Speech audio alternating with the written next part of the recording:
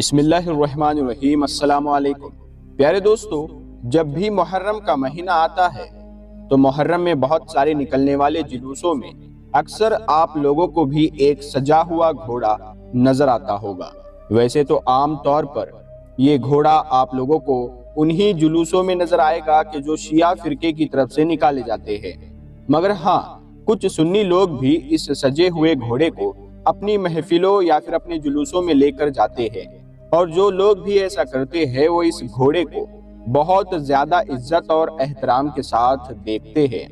بلکہ ان کے بچے ان گھوڑوں کے نیچے سے نکلتے ہیں کیونکہ وہ اس کو بہت بڑی بات سمجھتے ہیں، اور ایسا اس لیے ہے کیونکہ ان لوگوں کے مطابق یہ گھوڑا کوئی عام گھوڑا نہیں ہوتا ہے، بلکہ یہ تو ذوالجناح کی شبیہ ہوتا ہے، یعنی اس گھوڑے کی یاد میں سجایا گیا گھوڑا ہوتا ہے کہ جس کو اتہاس میں ذوالجناح کے نام سے جانا جاتا ہے۔ اب دوستو، محرم کے موقع پر اس طرح کے گھوڑے کو سجا کر جلوسوں میں نکالنا کس نے شروع کیا، کب شروع کیا، اور ایسا کرنا صحیح ہے یا غلط ہے، ان سب چیزوں کو پھر ایک کسی ویڈیو میں کور کریں گے۔ لیکن اسلامک چینل ہونے کے ناطے آج کی اس ویڈیو میں ہم لوگ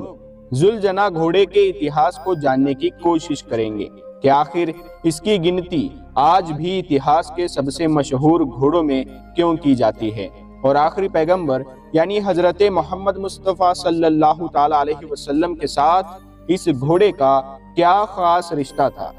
یہ مشہور گھوڑا کہاں سے آیا تھا، اور آخر حضرت امام حسین کی شہادت کے بعد اچانک سے یہ گھوڑا کہاں غائب ہو گیا تھا۔ کیا یہ گھوڑا کوئی جن تھا یا فرشتہ تھا یا پھر ایک عام گھوڑا ہی تھا، مگر پھر بھی اس نے وفاداری کی ایک ایسی داستان لکھی کہ جو اتہاس میں ہم کو کہیں اور نظر نہیں آتی ہے۔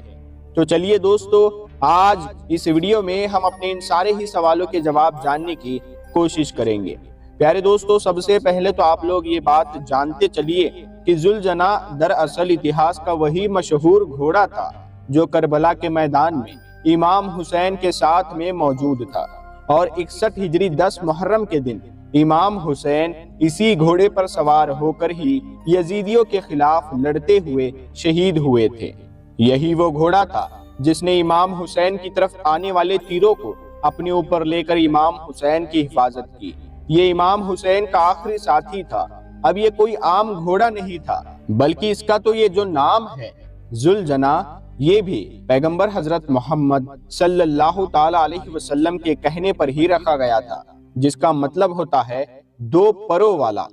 روایتوں میں آتا ہے کہ یہ گھوڑا پیغمبر حضرت محمد صلی اللہ تعالی علیہ وسلم نے حارث نام کے ایک عربی انسان سے خریدا تھا، اور خریدنے سے پہلے اس کا پرانا نام مرتضی ہوا کرتا تھا۔ خریداری کے وقت یہ گھوڑا کم سن تھا، یعنی کافی کم عمر کا تھا، مگر پھر بھی عام گھوڑوں کے مقابلے میں اس کی جو باڈی تھی اور اس کی جو صحت تھی وہ کافی اچھی ہوا کرتی تھی۔ جس وقت یہ خریدا گیا تھا اس وقت نواسۂ رسول حضرت امام حسین بھی کافی چھوٹے ہی تھے، اور اس گھوڑے اور حضرت امام حسین کے بیچ میں شروع سے ہی ایک الگ طرح کا کنیکشن بھی پایا جاتا تھا۔ اسی لیے پیغمبر صلی اللہ تعالی علیہ وسلم نے بعد میں اس گھوڑے کو ایک تحفے کے طور پر اپنے نواسے کو ہی عطا کر دیا۔ حالانکہ اس روایت سے بھی ایک اور الگ روایت یہاں پر ملتی ہے۔ مثال کے طور پر جیسا کہ ایک روایت میں یہ دعویٰ کیا گیا ہے کہ مرتضی نام کا یہ گھوڑا دراصل مال غنیمت کے طور پر پیغمبر علیہ السلام کے حصے میں آیا تھا، جبکہ ایک دوسری روایت میں یہ بھی ذکر کیا جاتا ہے کہ مصر کے بادشاہ نے اس گھوڑے کو ایک تحفے کے طور پر پیغمبر حضرت محمد صلی اللہ تعالی علیہ وسلم کے سامنے پیش کیا تھا۔ فی الحال روایت جو بھی صحیح ہو، مگر ایک بات کلیئر ہے کہ یہ گھوڑا نبی صلی اللہ تعالی علیہ وسلم کے وسیلے سے ہی، یعنی ان کے ذریعے سے ہو کر حضرت امام حسین کے پاس میں پہنچا تھا۔ اپنی عمر کا زیادہ تر حصہ امام حسین کے ساتھ گزارنے کے ساتھ امام حسین کے بالکل آخری وقت میں، یعنی کربلا کے میدان میں، ذوالجناح نام کا یہ گھوڑا انہی کے ساتھ موجود تھا، اور جیسے ان کے ساتھ میں موجود ان کے باقی تمام ساتھی شہید ہوئے، ویسے ہی اس گھوڑے نے بھی آخر میں اپنی جان کا نذرانہ پیش کیا۔ 10 محرم کے دن ذوالجناح نام کا یہ گھوڑا پہلے 3 دن سے بھوکا پیاسا تھا۔ صبح سورج نکلنے سے لے کر شام میں لگ بھگ سورج ڈوبنے تک لگاتار میدان سے لے کر خیموں تک بار بار چکر لگائے۔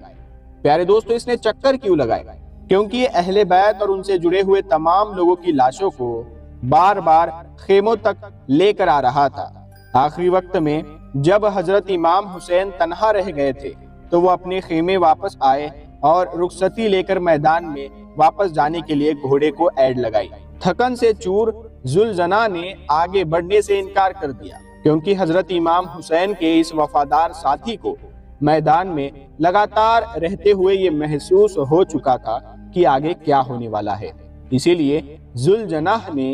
امام حسین کو خیمے سے مقتل تک لے جانے کے لیے منع کر دیا۔ امام حسین نے یہ دیکھ کر ذوالجناح کی گردن پر بڑی ہی محبت کے ساتھ ہاتھ پھیرا اور اس سے کہا کہ یہ تمہاری آخری زحمت ہے، اس کے بعد میں تم کو کوئی پریشانی نہیں دوں گا۔ ذوالجناح نے اپنے سر کی مدد سے حضرت امام حسین کی توجہ بی بی سکینہ کے اوپر دلوائی کہ جو ذوالجناح سے لپٹ کر بار بار یہ درخواست کر رہی تھی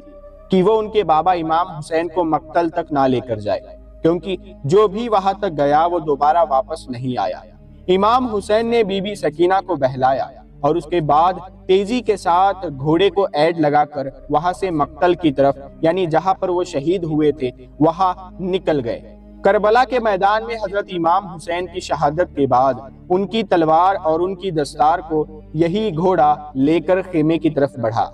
اور بی بی زینب کے خیمے کے پاس پہنچ کر اس نے ہی حضرت امام حسین کی شہادت کی خبر دی تھی، جس کے بعد بی بی زینب خود مقتل کی طرف بڑھی اور پھر انہوں نے وہاں پر امام حسین کے سر قلم ہونے کا بھیانک منظر دیکھا۔ کربلا کے میدان میں بھی ذوالجناح نام کی اس گھوڑے نے امام حسین کا بھرپور ساتھ دیا تھا اور دشمن فوج کی طرف سے لگاتار برسائے گئے تیروں سے زخمی ہونے کے باوجود بھی یہ گھوڑا تھوڑا بہت بھی نہیں ڈگمگایا تھا۔ مگر دوستو، ذوالجناح کے بارے میں جو سب سے زیادہ خاص بات اور حیران کر دینے والی بات یہ ہے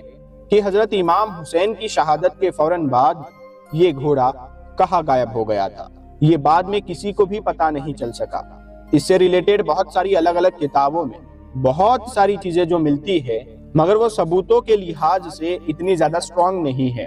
کہ ان پر 100% بھروسہ کیا جا سکے۔ مثال کے طور پر کچھ کتابوں میں یہ مینشن کیا گیا ہے کہ حضرت امام حسین کی شہادت کے غم میں نڈھال ہو کر اس گھوڑے نے بھی دریائے فرات میں چھلانگ لگا کر اپنی جان لے لی تھی، جبکہ کچھ کتابوں میں یہ بھی مینشن کیا گیا ہے کہ اپنے آقا کی شہادت کے بعد یہ گھوڑا ریگستان کی طرف نکل گیا تھا اور پھر دوبارہ کبھی بھی واپس لوٹ کر نہیں آیا۔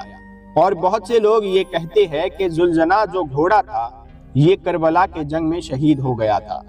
بہرحال زیادہ تر اتہاسکار اس بات پر ایگری کرتے ہیں کہ ذوالجناح نام کی اس گھوڑے کی زندگی کا خاتمہ بھی حضرت امام حسین کے شہید ہونے کے ساتھ ہی ہو گیا تھا۔ کہنے کو تو دوستو یہ ایک بے زبان جانور تھا، مگر پھر بھی اس نے امام حسین کے ساتھ اپنی وفاداری اور اپنی محبت کے بل بوتے پر اپنا نام قیامت تک کے لیے اہل بیت کے ساتھ جوڑ لیا ہے۔ مطلب ہمارے اس دنیا میں جب جب اہل بیت کا ذکر ہوگا تب تب ذوالجناح کے اس گھوڑے کا نام بھی لیا جائے گا۔